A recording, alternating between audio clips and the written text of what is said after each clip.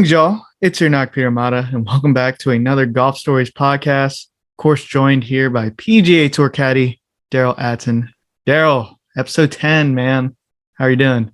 What's good, man? Episode 10. As we say it every week, we're still going. Again, the goal is to keep on going and get this done. A year's worth of podcasts regarding golf. And we're gonna stick through. We've been able to find a way every week, so we're gonna keep on plugging along. Yeah, absolutely. Never a dull week. Even if it's like this coming up week, the Valspar, not necessarily a huge tournament, but it's a PGA Tour tournament. We like we said, we're gonna go week to week. We're gonna try to get this whole year in. We've been doing great so far. Double digits now. So, and that's you just told me is your number in high school. Yeah, I played football in high school. I'm number 10, baby. Hey, what position? I played running back. Okay. Believe it or not. And just, obviously people that know me, I'm just a football fanatic. You break some skulls out there, man. Well, not really. I'm short and small and I can hide behind the line and get low to the ground, center of gravity, all that stuff. Okay. I mean, and then little bursts of speed as well. Okay. Yeah. I mean, I'm sure the coach found use for you. Yeah. Oh, it's like I said, I definitely, the crazy part about it all real quick is my passion for football is greater now than it was in high school. So in my mind, I'm like, man, if I had that passion, the passion that I do now, like, I think I would have gotten, better. And just like I said, like, I understand the game even more. And it's like I said, it's nice to have a, football diet besides from golf, because otherwise it'll drive you crazy. Yeah, exactly. Good to have your interests elsewhere as well. Yeah. And a lot of free agency. The so-called GOAT, Tom Brady, is back, by the way, folks. I know there's not a football podcast, but yeah. There's a lot of memes that I've been seeing online. So like I said, it's exciting. You want, in any sport, you want the best of the best to always play, because then that, sharpens your, skill set, and you want to win against the best. So yeah, absolutely. It's good to see all around. Absolutely. Yeah. And he's he's a competitor. He's the GOAT in many people's eyes. One of the GOAT in other people's eyes was inducted into the Hall of Fame early last week. I felt like a while ago. This whole week seemed like a marathon, the Players Championship week specifically I'm talking about here. But on Wednesday, Tiger Woods inducted into the World Golf Hall of Fame. I know we talked a little bit about it, previewing it last week. But Derell, did you get a chance to watch it or watch the highlights of it? I mean, yeah, for sure. I definitely seen the highlights of it. And, honestly, I mean, I think everybody shares the same type, especially working in golf, like working around PGA Tour. Like, the reason why the money's what it is because of Tiger. The reason why, I feel like caddying is going to be, financially beneficial is because of Tiger. Like, how about, the purse this past weekend, 20 million, like, that's, a lot of it, it's due to Tiger, and so people are, athletes like, a Gary Woodland or even a Dustin Johnson or, those type of guys, they can play other sports because of their body frame and, that type of thing, but they're playing golf because, Tiger has made such an impact and influence on it. So like I said, Tiger is huge, just the amount, everybody says he moves the needle. He is the needle. So definitely well respected, well deserved, well earned, everything. Absolutely. Absolutely. Yeah. And it was great to see his daughter, Sam. It's like the first time I've ever heard her speak, and she is public speaking. A lot of people are scared of that. And she did it so gracefully, at 14 years old. Well done for sure. Yeah. So gracefully. And kudos to Tiger for being a good dad to her and Charlie. Charlie, obviously, he's got his moments at the PNC. I mean, they seem to be well on the way to a great future. And yeah, to piggyback what you said, Tiger made a great impact. That's why I play golf, and to hear him just unfiltered, just speak naturally. And those 20-25 minutes was awesome. And he didn't really even talk about too much of like his PGA Tour achievements, but most of like, what we all can relate to, growing up in golf, life stuff. Yeah, life stuff. Exactly. So it was really, really cool to see him kind of a different way. it was nice to see him relaxed and honored in such a way. And also Tim Fincham, and I'm sorry the other ladies escaping my mind, but kudos to everyone that was inducted last week. It was a really good, cool ceremony. I don't know. Most people don't normally watch those, but I mean, obviously Tiger making that very much different. Yeah. Mm-hmm. But the tournament itself, like I said, was sort of a marathon. They just finished, literally, it feels like minutes ago. Yeah. It went through Monday evening. We finally got a champion. They did get 72 holes in. Cameron Smith, local Jacksonville native, getting the W. Derell, what'd you think? What'd you think of him and all the contenders? I mean, I think the leaderboard was right. It was definitely a fight.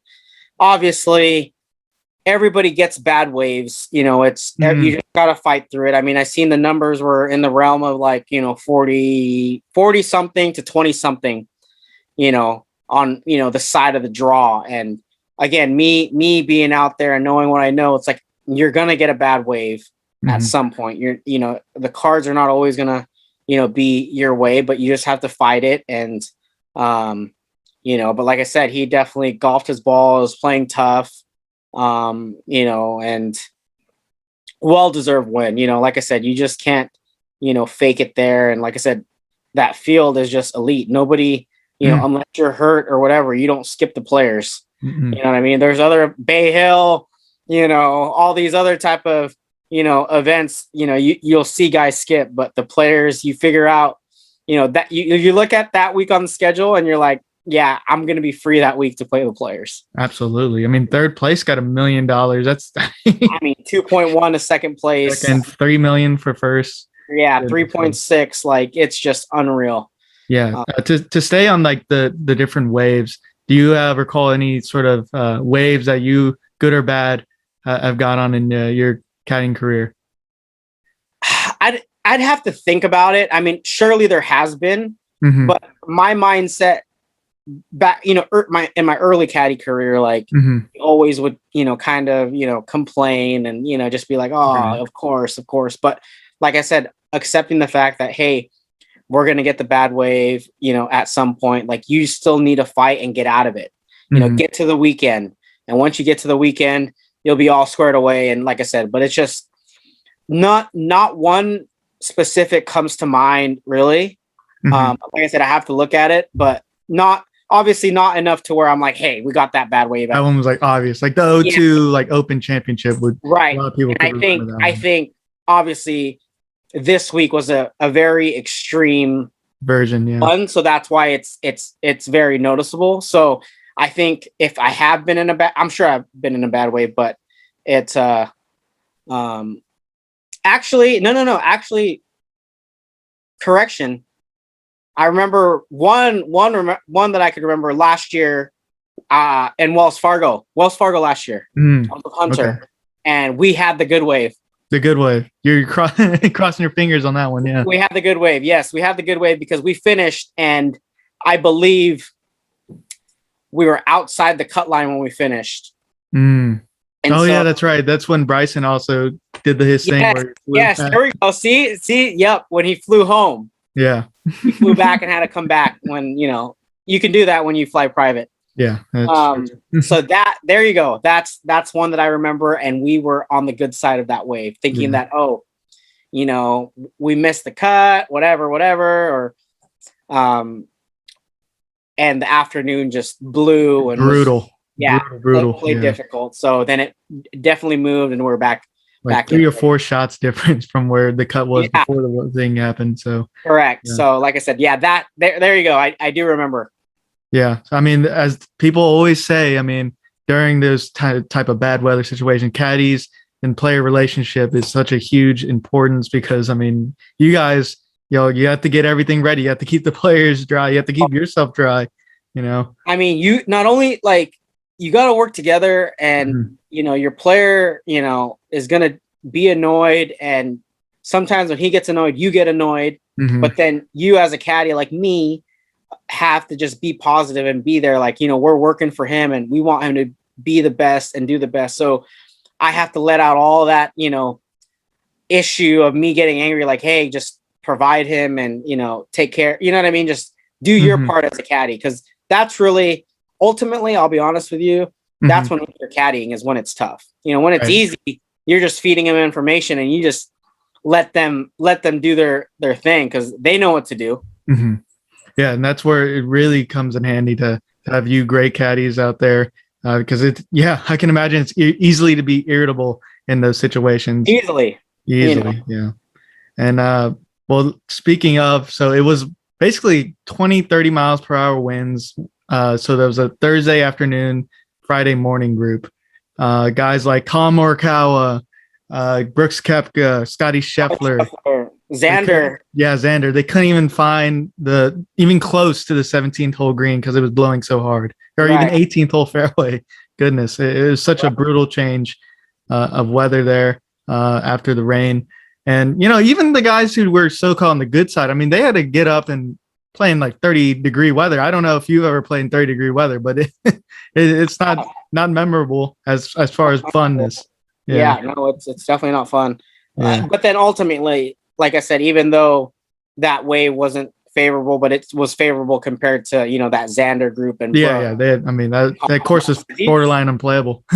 Honestly, because these are the elite of the elite, and Scheffler, elite of the elite, and they're missing greens. And like, they're right. They're missing greens just like us. So then that shouldn't happen. It kind of entertaining for the fans, but I'm sure very irritable for them. I mean, they're not used to that at all. But it was a great tournament. Harold Varner III, my dark horse pick, was kind of inching up there. I was getting a little excited. Yeah, definitely. Like I seen that, and I was like, what a good pick by you, man. Yeah, no, he actually for once, he didn't really like blow up. I know on Thursday he kind of did so, but sometimes when he's in contention he blows a hole. But he played relatively solid throughout. Yeah, just couldn't make any putts. I would say that pretty much for most of the contenders. Special shout out to Lahiri. I mean, he really didn't lose it. He just lost it. He just didn't make enough putts at the end. Cameron Smith was making putts from everywhere, left and right. And as well as, Paul Casey, unlucky break on 16. I've never seen that. Roll into someone else's, ball divot hole. I know, a little pitch mark or whatever you want to call it. Like, yeah, I mean, I definitely feel for those who generally say like the only rule change they would make or come to mind is like replacing it if you hit the fairway and it's in a divot. I mean, that's a special case right there. Like, I mean, he did nothing wrong and, he can't replace it. Right. That's the luck of it, I suppose. The rest of our picks kind of middle of the pack. But I thought overall it was a fun week to watch some golf. Cameron Smith, like I said, well-deserved. He finally won outside of New Orleans and Hawaii. Granted, this is, pretty similar to TPC Louisiana as far as the course, and, it's Bermuda. So, kudos to him. This is definitely what's it called? Like puts him into another status as far as this win. And you knew it was coming.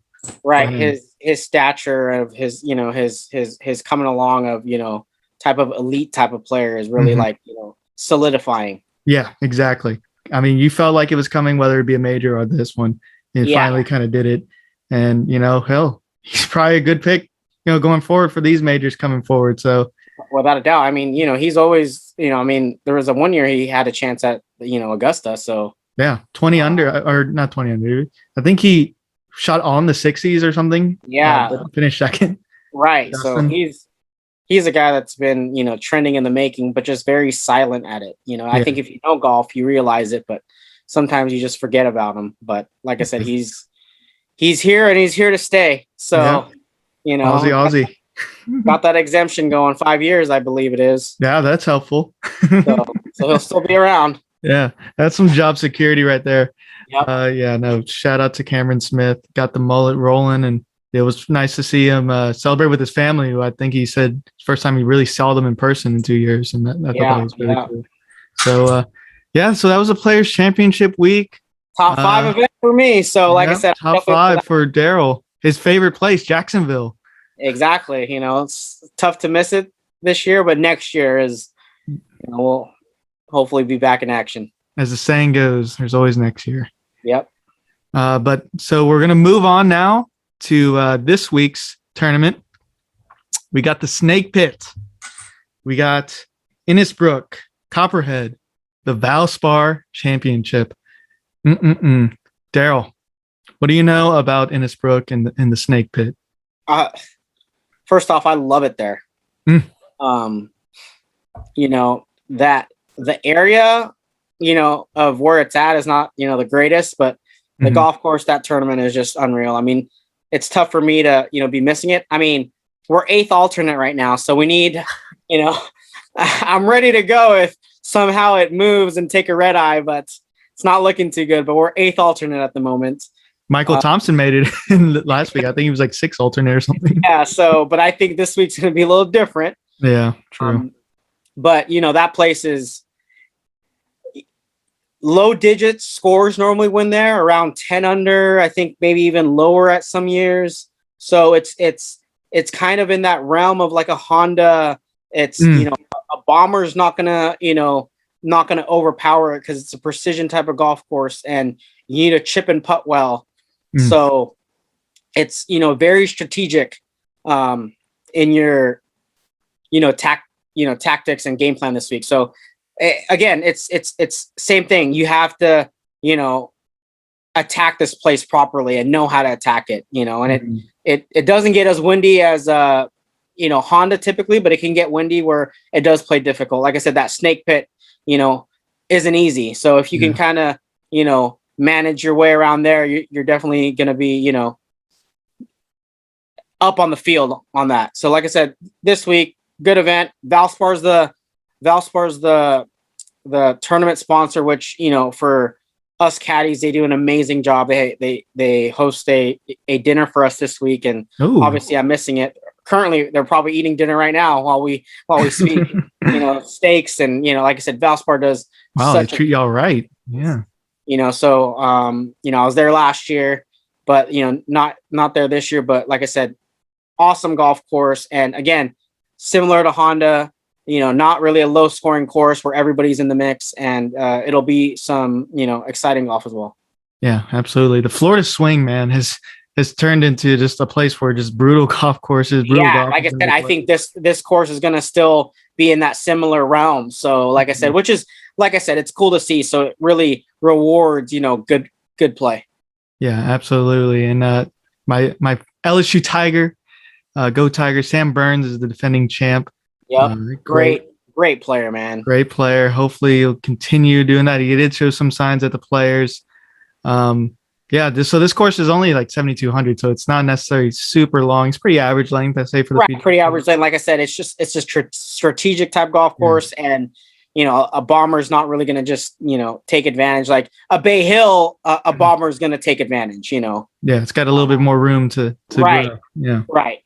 Here, you I think premium on hitting the fairways. If you're a great chipper, that helps too.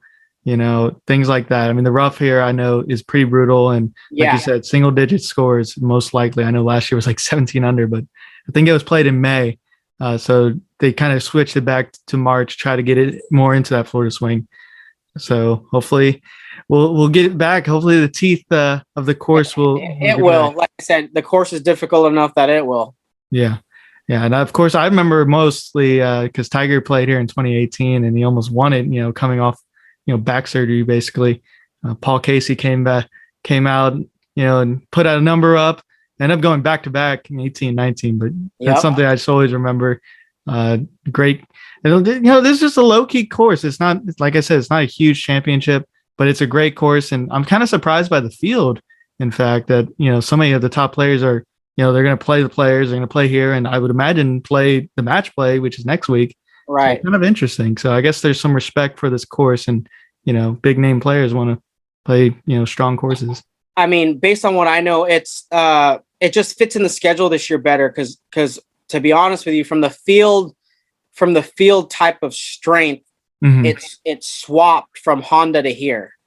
Because typically most players, like in the, you know, the Korn Ferry category that graduated, like Stroud's number, for example, would normally get into this field, and vice versa. That it'd be, like I said, Honda would be tougher to get in because, you know, Honda, you'd have Rory and Tiger would normally Right. play that. But because of how the schedule fit this year, the Honda type of field became Valspar's type of field. Gotcha. Okay. Yeah, that makes sense. Because then I'm guessing what they want to do is play 3 straight, and then most of them will probably take off Valero. Correct. And then get to the Masters and exactly that's exactly what has happened. Because again, this week is normally the week of the caddy party, which, like I said, mostly the whole field is in from the category that just graduated, so that most of the caddies go to that party, and they also have a golf tournament this week too, a caddy tournament that Oh, like, they do for caddy? Yeah, caddy tournament today, and so definitely missing that. It's basically caddy tournament and then caddy dinner. Dang. Okay. Valspar, like I said, does a great job this week. So, like I said, this is a tough one to miss on my end, but again, it's all good. Yeah, shout out. That's something I wouldn't know, and most people wouldn't know. Do y'all get to play on like the Copperhead course? You play the other. Okay. Yeah, there's another course that you play. Okay. So, the Innisbrook Resort. Yeah. Yes. Okay. So, like I said, this is a week that I don't like missing. So, but it is what it is. So, like I said, honestly, almost every week on the PGA Tour, 90%, 95% is a good week. So, like I said, it's you just have to. There's just some weeks you're gonna miss. Even if say your player was in a better schedule, there's gonna be events that you're gonna skip that you don't like to, but because of how it works, you're just forced to skip it. Right, because just pretty much like you said, every week has got something special going on. So you really got to pick and choose and think about it. So. Like I will say, my first year we missed this event, because obviously Mac won, and just an event that just didn't fit in the schedule. And the crazy part is at the time I knew that, and like I said, caddy party, and I knew that would fit well. Not only that, but the course would fit well for him. That's true. Yeah, that was a tough thing for me, but it is what it is. So like I said, just dealing with that. Yeah, I mean, sounds like an awesome tournament. Sounds like Valspar is an awesome sponsor. It is. Yeah. So are you ready to make the picks? Let's do it. Let's do it to it. I guess I'll go first. Go ahead. As we do, dark horse contender winner. My dark horse, I believe he's 125-1. He's got a couple wins. Hasn't won, I don't think, 3 or 4 years. But he's always kind of there, solid player. I don't know if his caddy is still Wayne O'Drano, but at least he was a former caddy of him. Troy Merritt. Not anymore, but Troy Merritt, great pick. Yeah. Troy? I think Wayne might be caddying for Mark McCumber, but Wayne's actually from Baton Rouge, so that's how I know him. Yeah. Yeah. So, but anyway, Troy Merritt is my pick. Like I said, solid player. I remember following him back in 2010. He was leading in the Zurich, and I was like, this guy, I feel like he's going to be a good player in the future. He hasn't taken off to that stature, but he's lasted this long. So I guess I was right that he's going to be a good player. So yeah. I think he's he's due for a good week. Dude, Troy Merritt, great pick. Easy guy too. Like I said, all the conversations I've had with him, very easy, very calm, very relaxed. So great pick and just solid. I remember even in high school looking at, because he was a Titleist guy when I was in high school, and he switched to Wilson, and now I think he's back with Titleist now.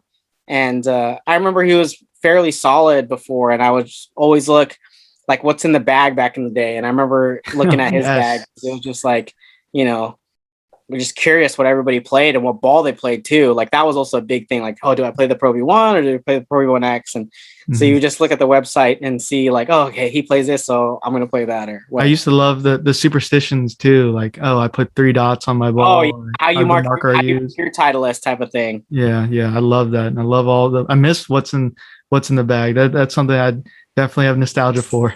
Oh, trust me. I'm the same way. Like, who does a good job, and obviously I'm biased. Ping does a very good job in updating their website, because I take a peek and I'm like, oh, that's pretty on top of it. And I remember talking to one of the guys, and they're like, yeah, our team is very on top of make sure everything's accurate and up to date, accurate and current. So it's their site. I could speak for them at least, is very accurate. Yeah. Definitely. Other companies, get on it. Come on now. We want to know. Titleist is pretty good too. Yeah.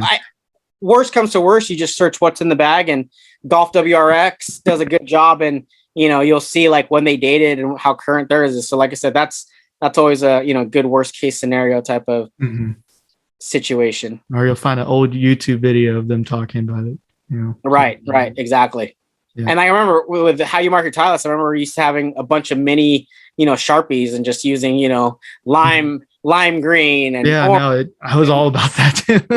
All your little you put them in a Ziploc and just went to town. So it's like I said, definitely some throwback there. Yeah, absolutely. For me, I'm gonna go with my my pick. I'm going way back. He won here, and I believe 2012. We're gonna go Luke Donald. Oh, hello. He's back to I think I used him a couple weeks ago or whatever, some episode. I feel like I've used him, but I feel like he's trending. He's working hard. I see him on social media, and he's just working hard. I think he wants to be. You just don't discredit a guy who was number one in the world. And this course, I think, fits perfectly for him. He's won there, and I think it could be a good week for him, man. Yeah. So I'm going with Luke Donald. Alrighty, yeah, I think you picked him. Man, it feels like a couple weeks ago. I think it was the Sony episode. Might have been. Hey, actually, there you go. You're right. Like I said, similar type of place. Yeah. Short, and, and like I said, have a good short game and see what it can do. Yep, 300-1 according to CBS. Yeah, I mean, he seems like he's in a good spot. And like you said, obviously he's won here, and, the number one player in the world before. You don't just lose that talent all of a sudden. And the other part about it is, like I said, you don't have to, it's not a birdie fest. Yeah, so you can grind it. Look good, make your birdies when you make them. And so, like I said, when you put it in that, light, I'm all about Luke Donald. Yes, sir. You're a Luke Donald fan, man. You're going back to the well. I'm going back to the well. I got to.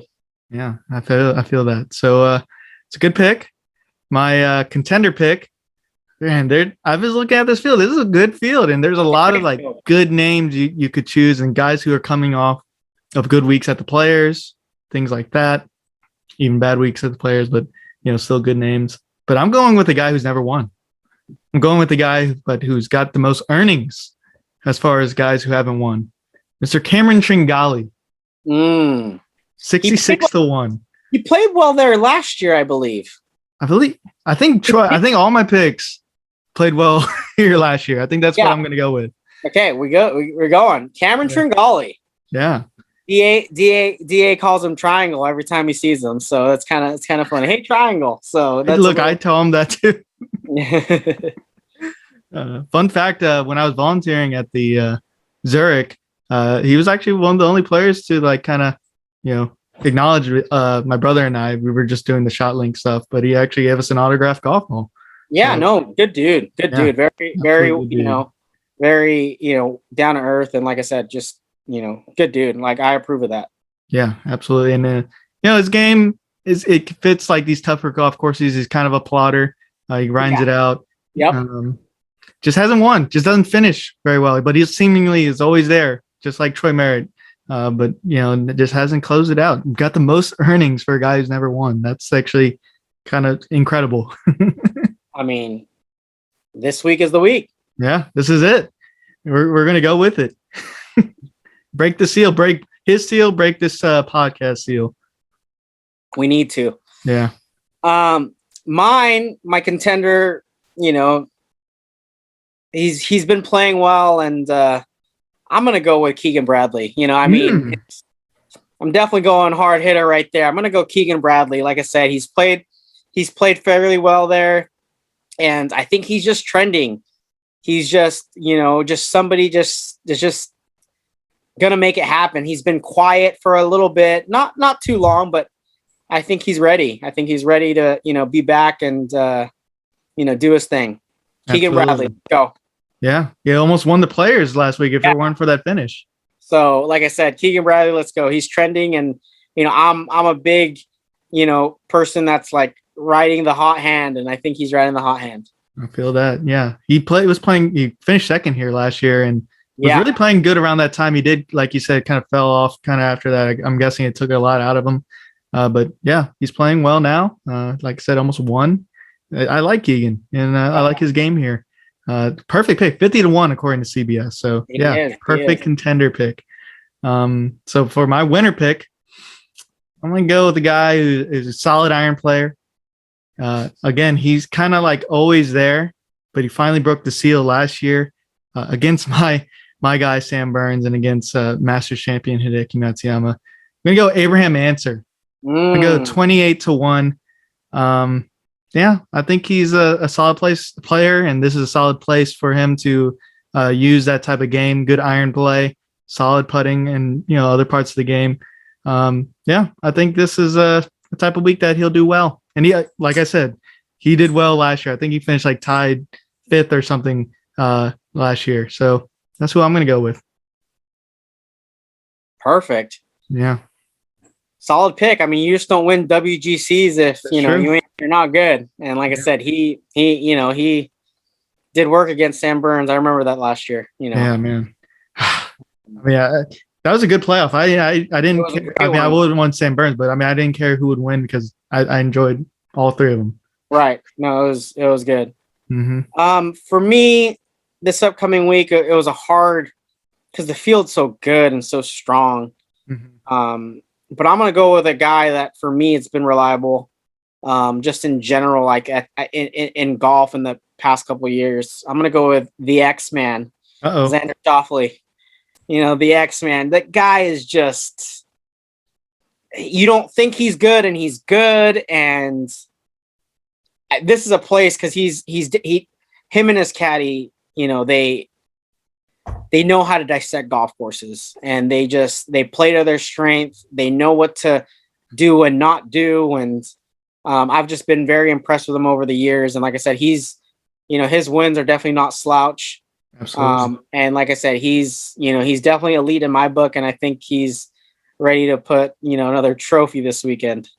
20-1 gold medalist winner. I picked him in San Diego. He hasn't won in a few years, but gosh, man. And he struggled last week, really only a few holes. He was playing good otherwise. Oh, he went, there was that stat, like in a couple holes, he went from T9 to 90th. You're right. T9 to, yeah. I mean, that was, again, the tough wave last week, but we all know Xander can golf his ball.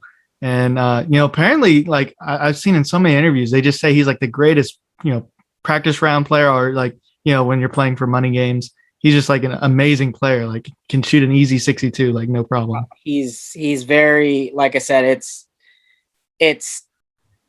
he's longer than you think he is. Mm-hmm. Like his, and that's the crazy part. He's longer than you think he is, and good at putting, good at short game. Very, like I said, I'm surprised he hasn't even won more. Let's put it that way. Right. Yeah.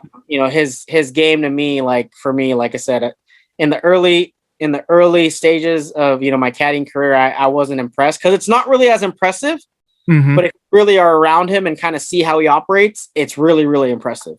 Yeah. You just have to really look and you see like, wow, I remember he can hit these high bunker shots and just like lands it so soft. And like I said, it's honestly, for me, it's kind of cool to see. Yeah, he's feathery. His swing is, I like to say languid. I don't even know if that's the right word for it, but it's just like, it's got that little, like just flowiness with it. And yeah, he's so talented.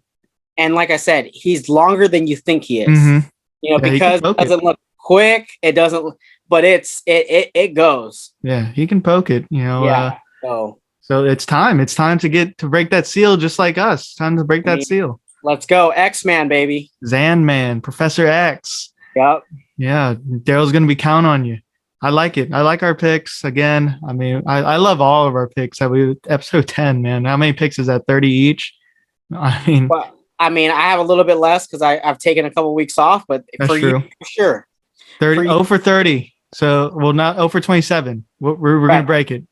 So let's do this. Yeah, let's do it. So yeah, that's those are our picks. Derell, you got any like stories? I know you talked about the caddy stuff, the caddy party and the caddy tournament. Anything that comes to mind for this tournament or course? I remember the first time I was there with Mac, for me and him. We played with Bubba on the last day, Mm. and you know, it's a little intimidating playing with Bubba because he sends driver pretty much everywhere because he can fit it. And I remember on the last hole, you know, I think we were like T20 something, and you know, Bubba sends driver, absolutely feathers it right in the middle, and that last hole is kind of tight. There's bunkers left and right, and it's uphill elevated. You know, so even if you're in those bunkers, that second shot is diced because it's uphill elevated. Yeah. You know, you could barely almost see the flag almost. And I made a call. He's like, driver. I'm like, no, it's 3-wood, dude. 3-wood's going far. You're, you know, trust me, you're going to have, you know, 3-wood's plenty. He trusted me, hit 3-wood, middle of the fairway. Then we came together and decided on a club. And I forgot what club we decided on, but it was the one that I wanted and preferred.